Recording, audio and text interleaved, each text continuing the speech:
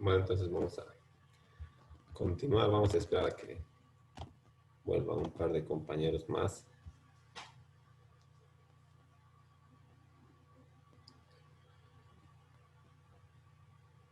Vamos a esperar un minutito nada más.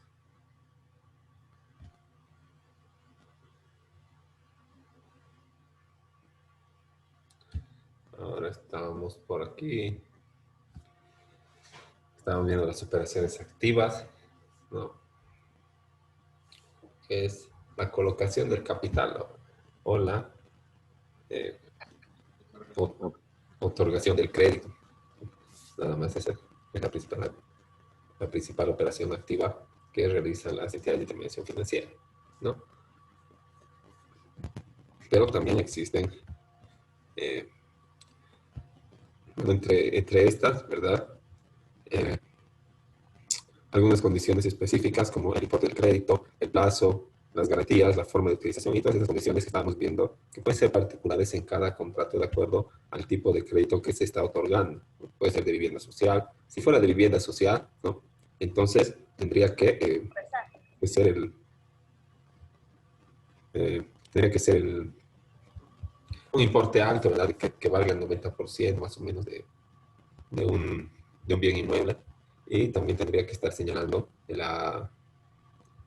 monto del apalancamiento, o sea, el pie que está entregando la parte, ¿no? Es una parte del importe. Luego, el plazo para la utilización del crédito del reembolso. Eso se resume en el plan de pagos, que es un chorizo de un papel continuo, donde en el caso de nuestro ejemplo, ¿verdad? De ser en el caso de ser un crédito de vivienda social, entonces estaríamos hablando de, eh, de un plazo de unos 25 a 30 años, ¿no? El, ahora, si no existiría un plazo o un plan de pagos, si se omite ese tema en el contrato, hay que devolver en 15 días, ¿no? Lo que como señala la norma, ¿no? La omisión de la última condición obliga al acreditado a reembolsar su importe dentro de los 15 días siguientes de la fecha de notificación por el banco. Entonces, el banco puede notificarnos si quiere al día siguiente, ¿verdad? Porque no va a haber un plazo. Ahora, las garantías específicas, ¿no? Existen garantías hipotecarias, garantías personales, garantías prendarias, pero en el caso de nuestro ejemplo, la garantía sería de tipo hipotecario, ¿verdad? Porque se constituye una hipoteca a favor del banco sobre el bien inmueble, pero este préstamo es especial, ¿verdad? Porque no se está ofreciendo un bien inmueble en garantía que ya era de propiedad de, de la persona que está solicitando el crédito, sino lo que se está lo que va a constituir la garantía hipotecaria es el mismo bien que se está comprando con la misma plata del banco. Entonces va a ser una garantía hipotecaria eh, sobre el mismo bien al que está destinado el préstamo. Entonces, si bien va a estar a tu nombre el departamento, la casa, el hotel, va a estar la hipoteca bien asentada a favor del banco, con carácter obviamente privilegiado para que se incumplas con el plan de pagos y en consecuencia de ello caigas en mora y te tengan que ejecutar el, el préstamo y tu garantía. Entonces, ya no te van a buscar más bienes, sino que lo único que van a hacer es ejecutarte la garantía o llevarte a remate, ¿verdad? Aquello que ya estaba anotado, como está a favor del banco, entonces no pasa nada, ¿verdad? Lo único que tienes que hacer es cumplir con las formalidades previas para llevarte al remate, ¿no? Por ejemplo, yo me compro un departamento, como estábamos diciendo, con vivienda social, ¿no? Vamos a ver qué elementos más nos dice pero el artículo 1310 del Código de Comercio.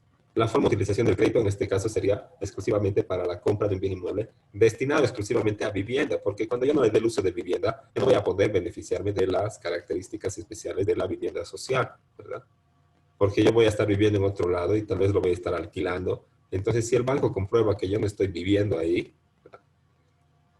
que eso está en alquiler o está vacío, o en su caso está funcionando como una oficina o algo así, entonces va a cambiar la tasa de interés. Ya no va a ser de vivienda social, sino va a ser de vivienda, pero tipo de crédito comercial, entonces más elevado.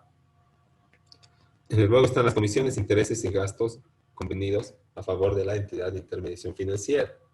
Esos gastos y cosas, en su caso, es cuando se prosiga a la reclamación judicial por parte de la entidad de intermediación financiera, ¿no? Y con un proceso ejecutivo se llegue a recuperar o tal vez no se llegue a recuperar el monto otorgado en calidad de préstamo. Y en caso de que se recupere, todo bien. En caso de que no se recupera, entonces estaríamos mandando a central de riesgo al usuario financiero para que no pueda participar 20 años del sistema financiero, o sea, que nadie le preste 20 años de las entidades que están adscritas a la ASFI, ¿no? Ahora, si yo adquiero un bien inmueble como vivienda social, acá va a estar mi nombre, ¿verdad? Como propietario. Pero acá en esta columna B, no sé si se va a notar bien, pero acá dice gravámenes y restricciones. ¿Qué quiere decir? Que ahí se van a anotar los préstamos, por ejemplo, los usufructos, ¿verdad? Y otros gravámenes, hipotecas judiciales. Entonces, anticréticos, el banco va a, como aquí está limpiecito, ¿verdad? En el B, ¿verdad? Esto es como un historial, nunca se borra, aunque yo pague y tenga mi cancelación, todo, ¿no? Y lo propio acá, en la titularidad puede ser que sea el 1 o el 2 o el 3 o el 10, ¿no? Pero luego el banco me va a prestar de vivienda social, ¿verdad? O va a comprar este bien para mí con su plata. Entonces, acá va a anotar su deuda o su acreencia, aquel monto que yo le debo, ¿no? En qué fecha, todo. Y cuando yo acabe de pagar, va a estar acá, ¿verdad? En las cancelaciones. ¿Okay? Pero si no, va a estar aquí vigente en la columna B. Y esa es una garantía hipotecaria y eso es lo que se constituye eh, cuando yo compro con crédito de vivienda social. Yo voy a estar aquí como propietario, pero aquí va a estar pues el banco con unos 200.000, con unos 200.000 bolivianos por lo menos, así de deuda a su favor. Entonces, si está aquí en el número 1, obviamente, de acuerdo al orden cronológico, va a tener pues privilegio para el cobro de sus acreencias, ¿no? Y esto, en última etapa, se va a llevar a remate este bien inmueble, que puede ser rematado o, en su caso, adjudicado, ¿no? Entonces, esa sería la garantía específica en ese tipo de préstamo, ¿verdad? El mismo bien inmueble que se compra. Garantía de qué tipo hipotecaria sobre el bien inmueble, escrito en derechos reales, bajo la matrícula número tantos, ¿verdad? Entonces, específico, ¿no? La forma de utilización, que ya lo hemos dicho, el destino y las comisiones de intereses, gastos convenidos en caso de que se incurra alguna reclamación, ¿no? Que va a necesariamente conllevar algunos gastos, ¿no? Como las notificaciones, el asesoramiento del profesional externo y otros que también tienen que ser cubiertos por el que incumple, ¿no? Ahora, las principales operaciones este, activas, ¿no?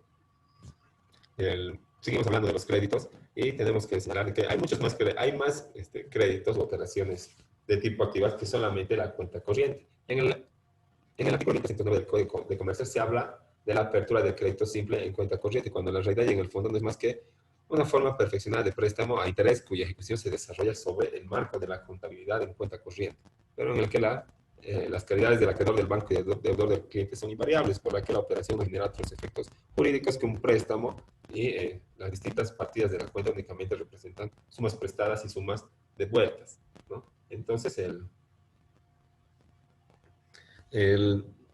préstamo o el contrato de mutuo, ¿verdad? O el crédito bancario eh, no difiere de ninguna forma con el préstamo que se realiza entre personas naturales o entre personas jurídicas o naturales, siempre que ninguna de ellas sea una entidad de intermediación financiera, ¿no?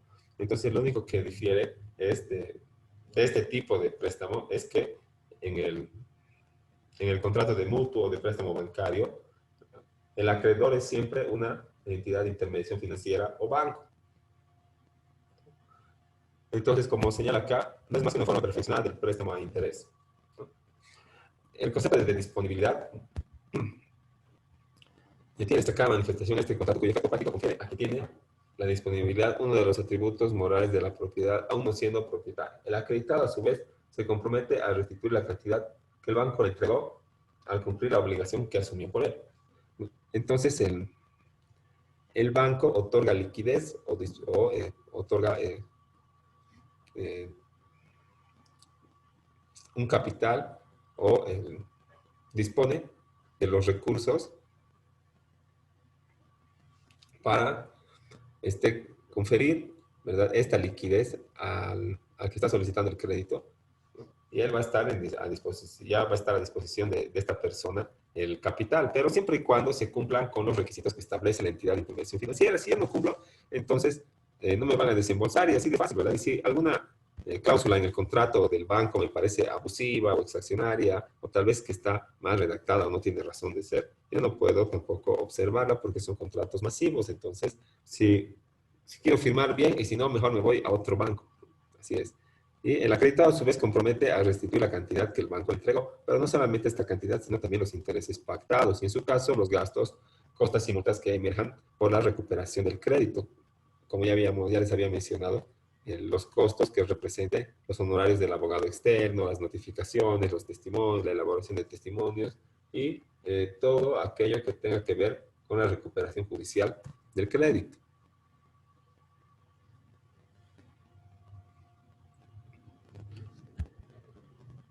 Ahora, en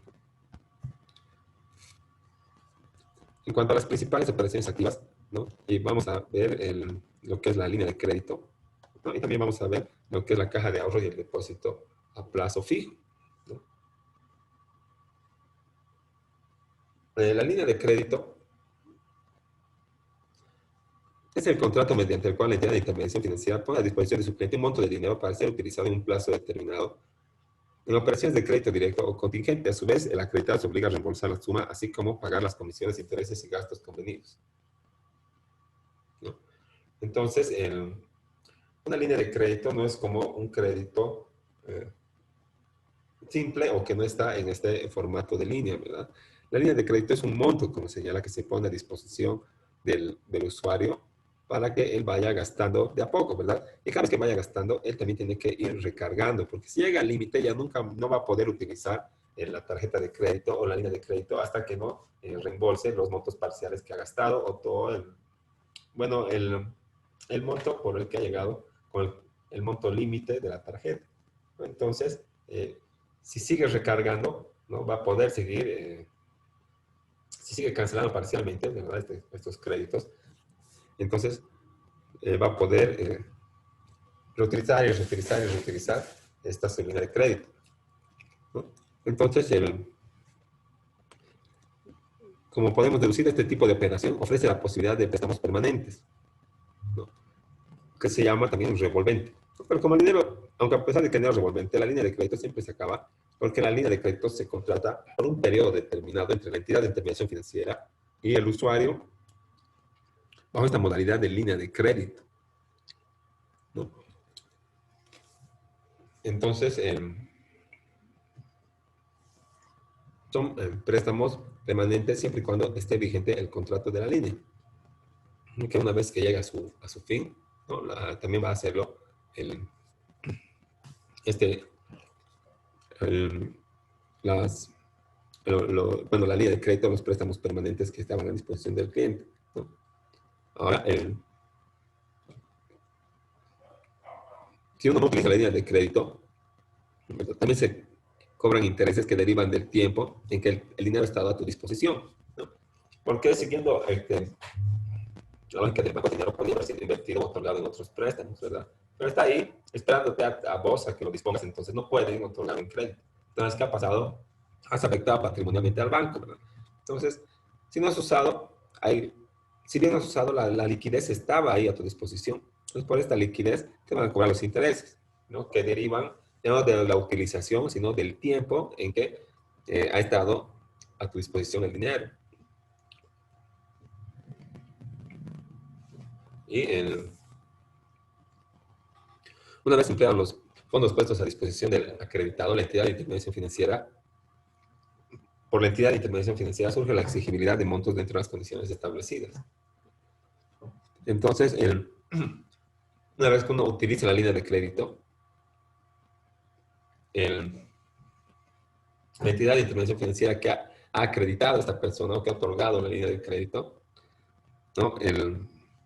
Tiene derecho a la reclamación o a la exigibilidad de los montos establecidos dentro de las condiciones que han sido pactadas también al momento de contratar esta línea de crédito.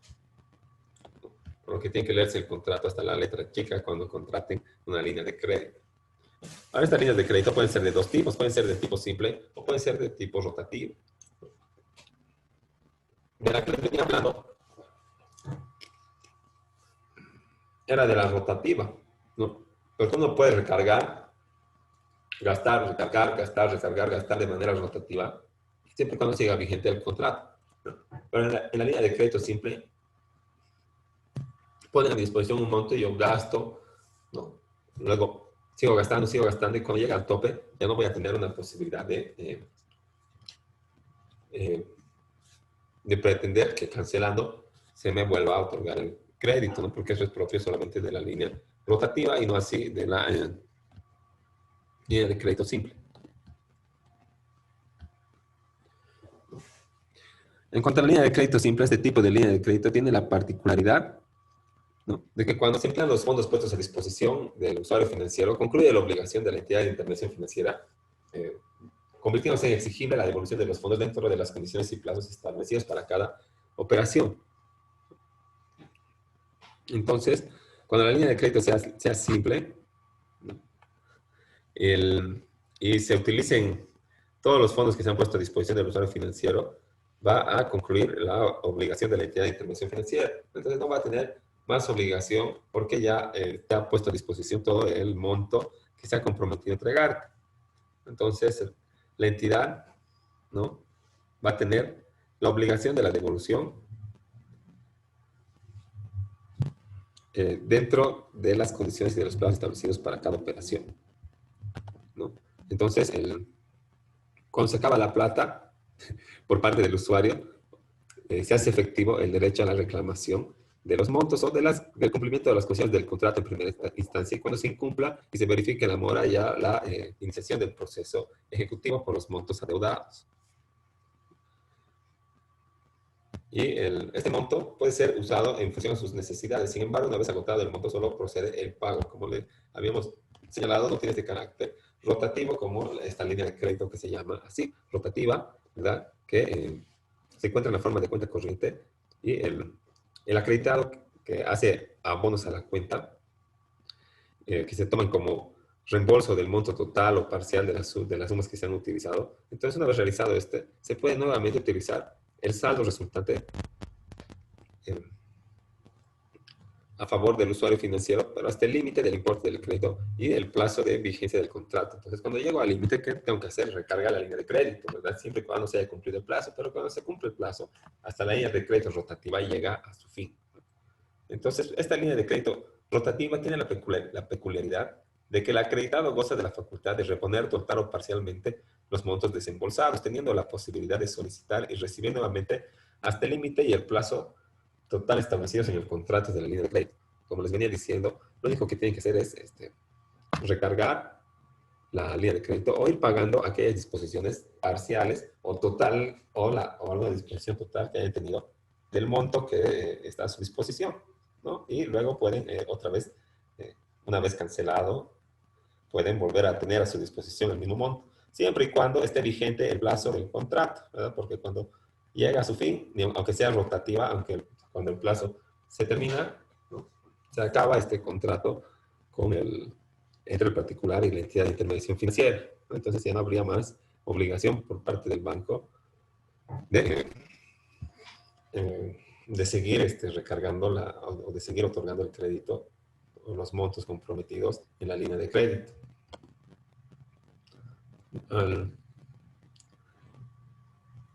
También de manera paralela a la línea de crédito existe el contrato de mutuo voluntario, o lo que se llama de préstamo de dinero, ¿no? La diferencia principal es que cuando es un mutuo, una entidad de intermediación financiera es siempre la acreedora del contrato, ¿no? Siempre está en esa figura porque es la que coloca el capital, la que presta, ¿no? Esa es la principal característica de un contrato de mutuo. Después es un contrato de préstamo. Establece algunas garantías específicas. Al respecto del mutuo, es la operación más importante que realizan los bancos, y la práctica enseña que estas instituciones operan con sus clientes mediante concesiones de créditos que pueden ser condiciones o formas variadas y que se basan en márgenes y garantías, ¿no? Entonces, el banco, ¿no?, tiene como operación especial la otorgación de créditos para poder generar sus utilidades. Ahora, para esta otorgación de créditos, ¿no?, es necesario siempre un contrato de préstamo, y este contrato de préstamo se llama mutuo, el mutuo bancario, ¿no? Ahora, el préstamo de dinero, bueno, la ley de servicios financieros, en su apartado final, cuando define algunos términos financieros, ¿no? Señala que el préstamo es la operación financiera en la que una entidad entrega a una persona natural o jurídica una cantidad de dinero fija al comienzo de la operación, con la condición de que el prestatario devuelva esa cantidad junto con los intereses pagados en un plazo determinado, ¿no? Entonces, de acuerdo a lo que dice la ley 393, un préstamo es una operación característica de una entidad financiera que entrega a otra persona una cantidad de dinero para que sea devuelta junto con los intereses pactados dentro de los plazos establecidos. Entonces, todos esos elementos tienen que estar contenidos, obviamente, en el contrato de mutuo o de préstamo, que, bueno, no difieren, como hemos dicho, solamente es que el acreedor va a ser una entidad de intermediación financiera y nada más, y por lo demás va a estar una garantía específica o un garante personal, va a estar las generales, el representante, las condiciones y otras, el domicilio especial, ¿no? Y otras condiciones que son características de estos contratos en masa que realizan los bancos, ¿no?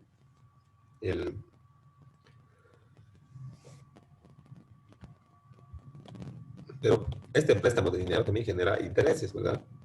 Que tienen que ser cubiertos por quien recibe la utilidad de la operación. En este caso es el banco. El Código de Comercio no se refiere expresamente al contrato del que estábamos hablando o el contrato que estábamos diferenciando, el mutuo, ¿no? que lo estábamos particularizando con relación al contrato de préstamo en términos generales. Aunque no tiene nada diferente, ¿verdad? Porque es una parte que se obliga a pagar con interés una suma de dinero que se le ha otorgado, ¿no? Pero como les había dicho, mutuo quiere decir que una entidad de intervención financiera está participando como acreedor en la elaboración de ese contrato. De acuerdo al Código de Comercio Mutuo, es el contrato por el cual una de las partes entrega una suma de dinero o bienes fungibles con la obligación del deudor de devolver otro tanto de la misma especie y calidad. ¿No? Puede también recaer sobre títulos valores, ¿no? Es un contrato real que se perfecciona con la entrega de la cosa que se presta, o sea, el dinero. Si bien como contrato civil puede ser gratuito o oneroso, ¿no? El, Cuando hablamos de este mutuo bancario, siempre va a ser oneroso, ¿verdad? Gratuito quiere decir que no tiene costo, oneroso quiere decir que tiene un costo que se puede evaluar monetariamente. Ahora, este contrato, ¿verdad? Se perfecciona con la entrega de la cosa que se presta, o sea, la suma del dinero, ¿verdad? Pero siempre es oneroso. El mutuo es siempre fijado con un interés, porque como es una entidad, una sociedad comercial, tiene fin de lucro. Y su fin de lucro le obliga a aceptar un interés a favor de la entidad de intermediación financiera, ¿no? Porque cuando nos prestamos entre los particulares y mi papá me presta, yo le presto a mi hermano, podemos hacer un contrato de préstamo sin interés alguno y poner expresamente el presente contrato, el presente préstamo o operación no contempla interés alguno y será devuelto en el monto, en el mismo monto que se establece en la cláusula tantos, ¿no? Pero esto no puede hacer el banco, a pesar de que es dueño de sus propios intereses patrimoniales, pero por su finalidad de lucro siempre tiene que establecer algún interés o utilidad a favor del banco, ¿no? Pero esta onerosidad o este pago de intereses, obviamente que está limitada a las tasas establecidas al efecto, o sea, a la tasa activa que establece la ASFI para las operaciones de intermediación financiera. No puede superar ese monto de porcentaje y el mutuario debe devolver lo prestado en el plazo convenido. Si no se ha establecido plazo para la devolución, aquella debe efectuarse dentro de los 30 días siguientes al pedido realizado mediante carta autenticada o notificación judicial. Si no se cumple la fecha señalada, el mutuario debe cubrir además los intereses moratorios legales desde el día siguiente del vencimiento.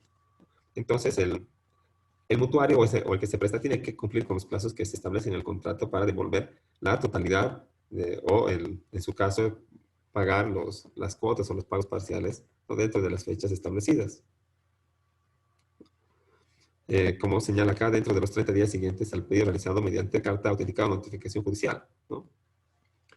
Entonces, siempre y cuando no se establezca plazo, se utiliza esta parte de corre el plazo de 30 días a partir de la carta, pero cuando se establezca un plazo en el documento, ¿verdad? el plazo ya está expresamente conocido y manifestado y al incumplimiento de cualquiera de las cuotas o al incumplimiento del plazo, si es que solamente se ha establecido una cuota, una devolución, el, o la devolución de una cuota, ¿no? Eh, si se ha establecido, entonces a partir del incumplimiento en esa fecha yo tengo el derecho de presentar mi reclamación en la vía judicial o llamarlo a conciliación extrajudicial o tomar la vía que yo crea pertinente para la recuperación del crédito. En el caso de que no se establezca ningún plazo, ¿qué tengo que hacer? Tengo que notificarle mediante orden judicial o mediante una carta notariada. Y a partir de esa fecha de que yo le notifique, tiene 30 días para cumplir con la obligación.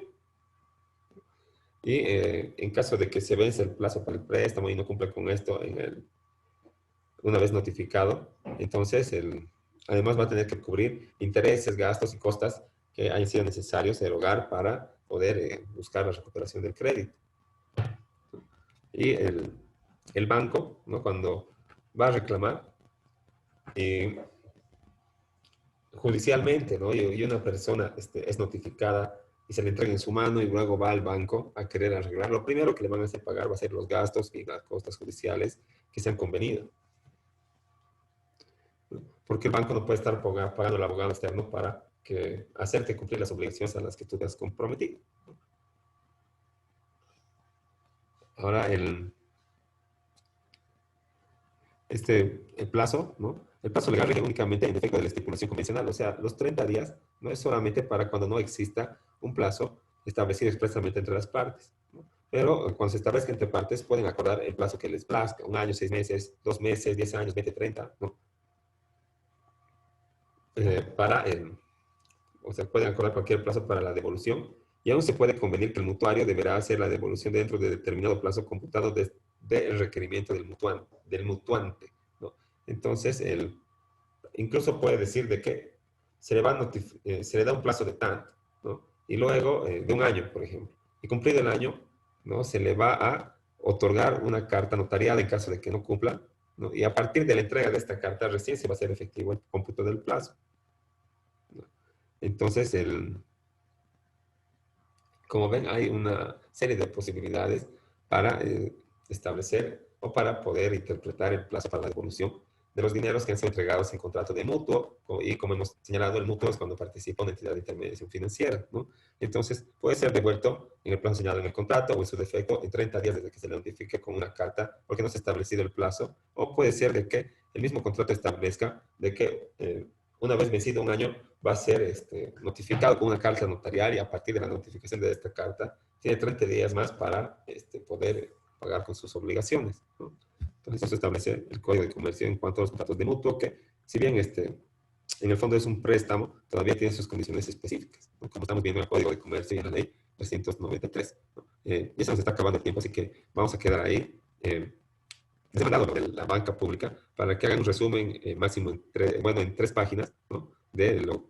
A favor de la banca pública, que es de lo que trata el archivo del PDF, y apoyándose también con los diapositivas, ¿no? Eso para la próxima clase, que sería el próximo lunes, cuando vamos a acabar este tema, y también les voy a dar la tarea de esto, ¿no? Y luego entramos a contratación bancaria directamente y recuperación de créditos, ¿no? Entonces, nos estamos viendo ahí, y cualquier duda de la tarea o lo que sea, por el WhatsApp o en este momento si es que quieren plantear alguna observación.